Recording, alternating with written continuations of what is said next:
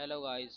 तो आज हम क्लास 10 का पार्ट 1 संसाधन और विकास पढ़ने वाले हैं। तो सबसे पहले आता है कि संसाधन क्या होता है। हमारे पर्यावरण में उपलब्ध प्रत्येक वस्तु जो हमारी आवश्यकताओं की पूर्ति करती है, जिसको बनाने के लिए तकनीक उपलब्ध है, वो एक संसाधन है। बस संसाधन की इतनी डेफिनेशन बहुत काफ़ी होती है। अब संसाधनों को कैसे बांटा गया है, उनका वर्गीकरण कैसे किया गया है।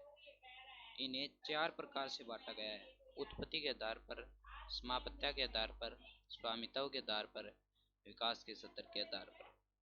उत्पत्ति के आधार पर संसाधन दो प्रकार के हैं: जैव और अजैव संसाधन। समाप्यता के आधार पर भी दो प्रकार हैं: नवीनीकरण और अनवीनीकरणीय संसाधन।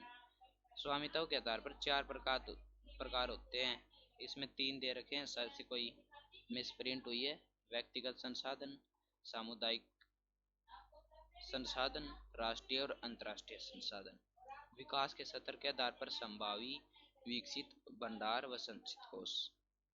अब उत्पत्ति के आधार पर जैव संसाधन। जैव संसाधन क्या होते हैं?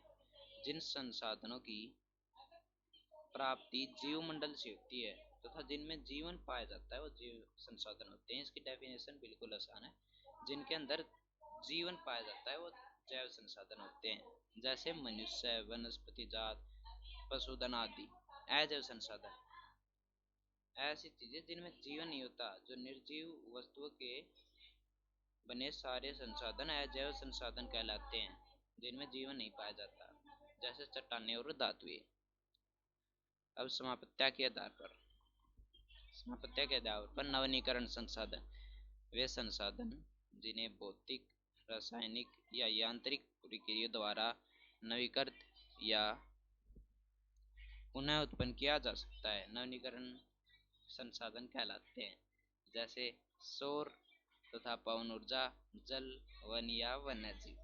अनवीनीकरण संसाधन वे संसाधन जो एक बार प्रयोग करने के बाद खत्म हो जाते हैं। इन संसाधनों के बनने में लाखों वर्ष लग जाते हैं, जैसे तेल, कोयला आदि। अब आते हैं हमारे पास स्वामित्व के आधार पर। स्वामित्व के आधार पर सबसे पहला संसाधन व्यक्तिगत या फिर निजी संसाधन।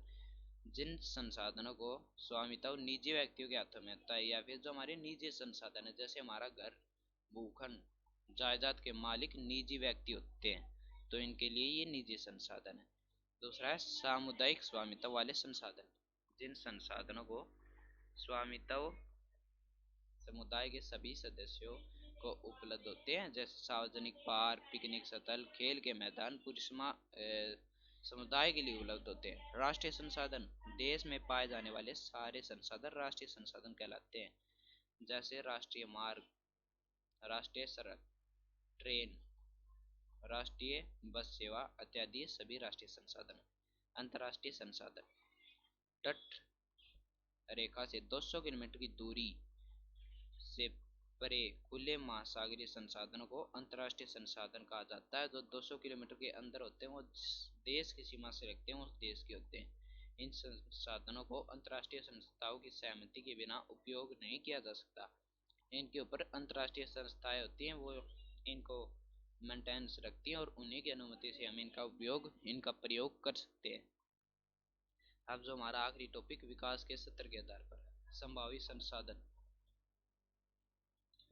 ऐसे संसाधन जो किसी प्रदेश में विद्यमान होते हैं परंतु इनका उपयोग नहीं किया जा सकता। उदाहरण स्वरूप भारत के पश्चिम भाग, राजस्थान एवं गुजरात में पवन और सौर ऊर्जा संसाधनों की अपार संभावना है, जिनका हम भविष्य में प्रयोग कर सकते हैं। अभी उनको उपयोग करने के लिए हमारे पास आधुनिक तकनीक नहीं है, उन्हें हम संभावित संसाधन कहते हैं।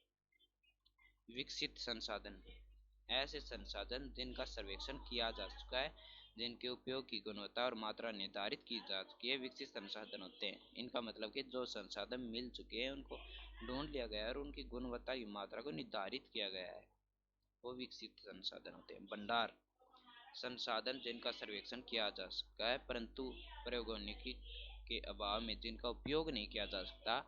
इसका मतलब है कि ऐसे संसाधन जो मिल चुके हैं, जिनका सर्वेक्षण किया जा चुका है, लेकिन आधुनिक टेक्नोलॉजी, आधुनिक तकनीक के अभाव में उनका प्रयोग नहीं कर सकते हम। उदाहरण के लिए जल दो ज्वलनशील गैसों हाइड्रोजन और ऑक्सीजन का यौगिक है, जिसे ऊर्जा के मुख्य स्रोत के रूप में उपयोग किया जा सकता है, लेकिन तकनीक ज्ञान के अभाव में ऐसा संभव नहीं है।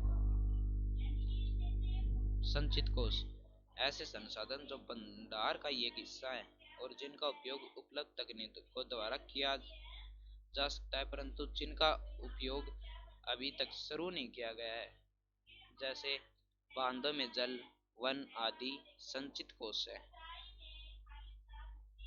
तो दोस्तों, आज की वीडियो में हम संसाधन का बस इतना ही टॉपिक पढ़ेंगे। हमारे चैनल को ऐसी वीडियो हर रोज पाने के लिए हमारे चैनल को लाइक सब्सक्राइब करें, बेल आइकन को ऑन करें। जय हिंद, जय भारत।